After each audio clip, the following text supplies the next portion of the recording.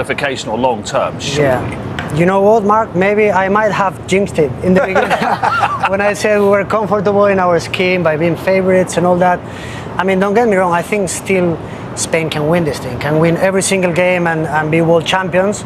But this shows the level of a World Cup. And to be honest, it was not needed today because they couldn't win today and they didn't play good enough. So, what frustrated you the most, though? It was very frustrating to see that they didn't perform at the best level. And for me, the biggest challenge of today is that you should not need Lamine Yamal to beat Cape Verde, but they didn't play at their best level. They couldn't find the chances to score, and credit to Cape Verde because they had an outstanding game. Cape Verde did have one moment towards the end. I mean, it was a fabulous day for them, which would have made it even better when Borges came up for the corner.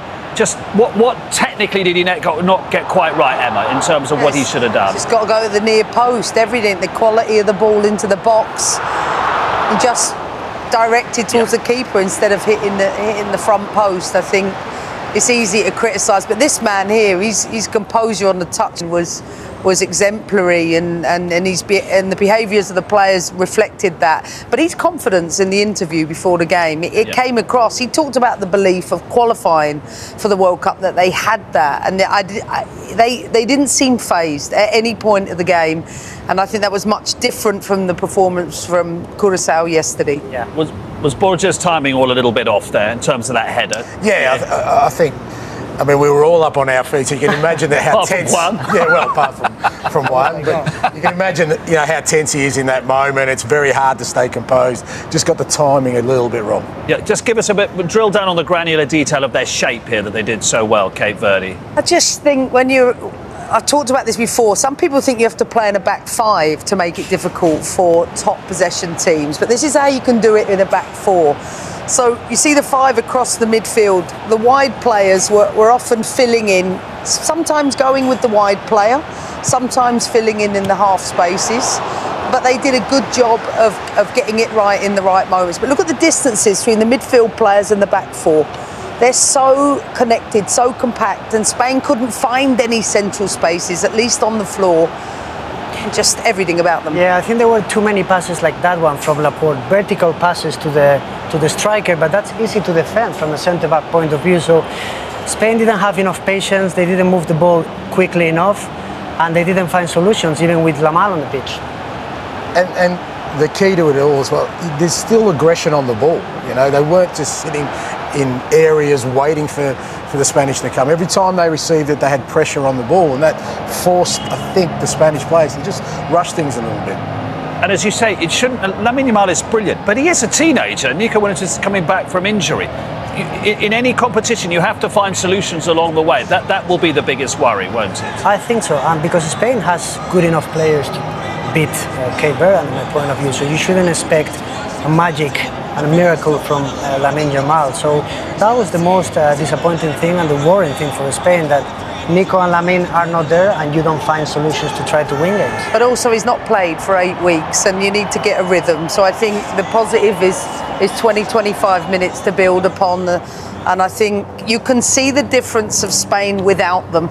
And I think when Lamine came onto the pitch, he brought a bit of speed beyond the quality of the final pass. But now I think he needs a bit more rhythm. Is it too easy to say you could see the rust in the Spanish team across the piece? I don't know if it's rustiness. I mean, we sat and watched Scotland beat Haiti, and everyone was saying, well, they didn't play well. It's not easy to break down opposition sides. And what you're looking for in that first game is that patience and just that little bit of discipline for that moment of quality. They didn't have it today. Lots more reaction to come then to Cape Verde's draw, but coming up, England's superstar striker Harry Kane.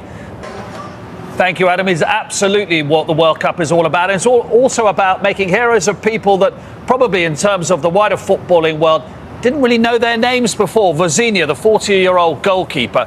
His last game was in the Portuguese second division last month in front of 773 people. Now he's played in front of a global audience of millions and played like that, Emma. I don't think he's going to have to pay for a beer at home, nor a Guinness in the pub in Astoria.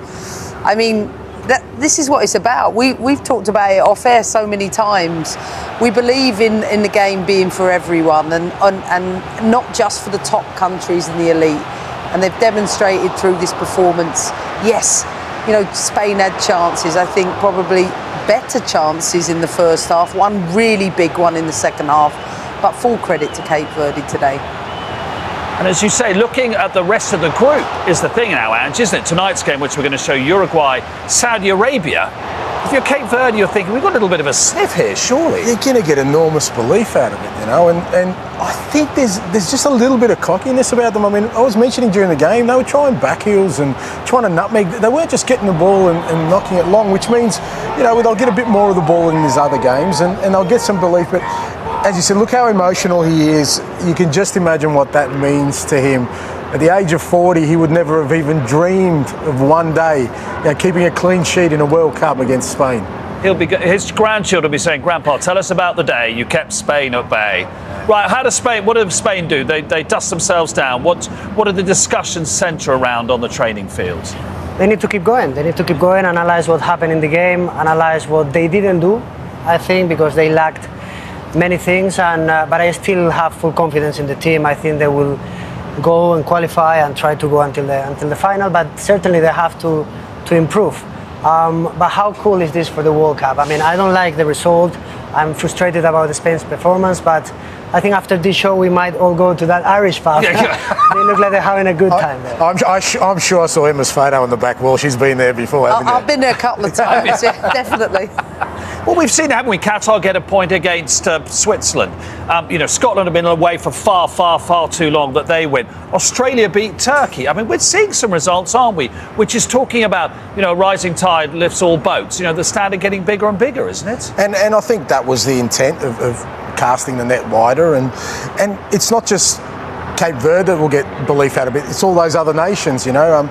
Look, I think Australia's at a different level, but for some of these other nations who maybe it's their first time or are written off, they say, you know what, there's a belief there that we can get a result.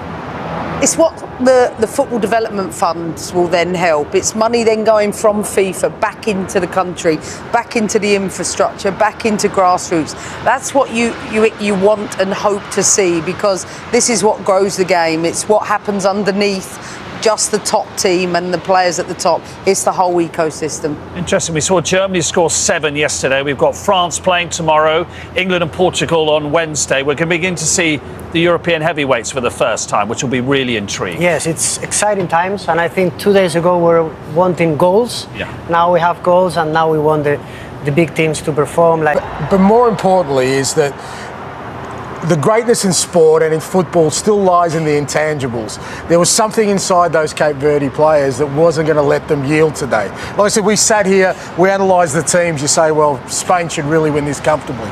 But we don't have down there what they've got inside them, in their heart. There's a small nation of people now who proudly say, I'm from Cape Verde, and there's a recognition from everybody in the world about who they are. Yeah, and sport does that more than anything else on the planet, probably, where you can attach your badge, as it were, of your country to something tangible, is sport. Well, like we said, I mean, and this is a victory for immigration and for the quality of a team that have been put together from all over the world that are representing their crest. And it wasn't a fortunate result. It was a well-earned.